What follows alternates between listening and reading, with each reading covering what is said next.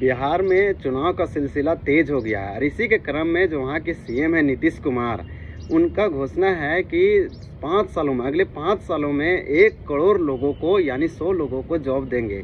क्या ये सवाल अपने आप में बहुत बड़ी सवाल है? क्यों कि अगर हम लोग बात करें कि वो भी तो लगभग 15 सालों से कुर्सी या सत्ता में हैं, तो क्या पिछले 5 सालों में 1 करोड़ लोगों को जॉब दिए हैं? तो ये अपने आप में बहुत बड़ा सवाल है। ये सिर्फ चुगलबाजी और कुछ नहीं, नेताओं के द्वारा लोगों को गुमराह करने की बात है। 1 करोड़ 5 साल में जॉब देना इम्पॉसिबल है। वही सरकार दे सकती है जो एकदम भ्रष्टाचार नहीं है, करप्शन से लिप्त नहीं है, जो अच्छे काम करते हैं, दूसरे को भलाई के लिए सोचते हैं। आपको बता दें कि अगर हम झारखंड का उदाहरण ले तो झारखंड में सरकार 10 लाख से प्लस जॉब देने की वादा किए थे, लेकिन सरकार बने हुए काफ़ी साल मतलब काफ़ी दिन हो गया, महीना हो गया। जब सरकार यहाँ चुनाव हो रहा था तो उत्पाद सिपाही का भर्ती कराया गया, जिसमें 15 से 20 लोगों की जान चली गई दौड़ में, लेकिन क्या अभी तक उसका रिटन एग्ज़ाम हुआ?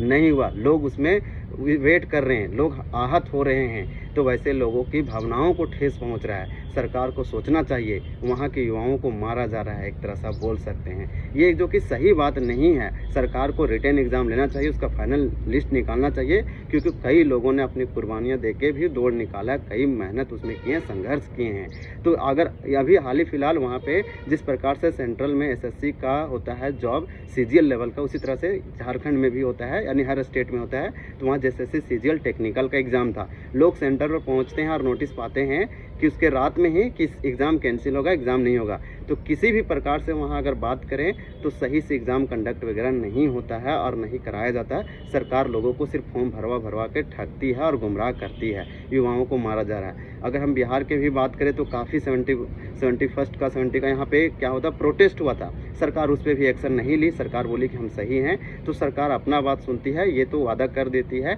तो वहाँ पे लोगों को वोट जो है, अभी चुनाव हो रहा है तो काफ़ी चर्चित है, न्यूज़ में है, तो लोगों को सोच समझ के ही वोट देना चाहिए और अपने क्षेत्र में जो अच्छे लोग होते हैं उन्हीं को चुनना चाहिए कि आप मेरे क्षेत्र में कौन विकास करेगा, क्योंकि एक बहुत ही बड़ी है। अगले 5 साल में ये जो है रूपरेखा तय होता है कि क्या होने वाला है, डेवलपमेंट में किसका विकास होगा।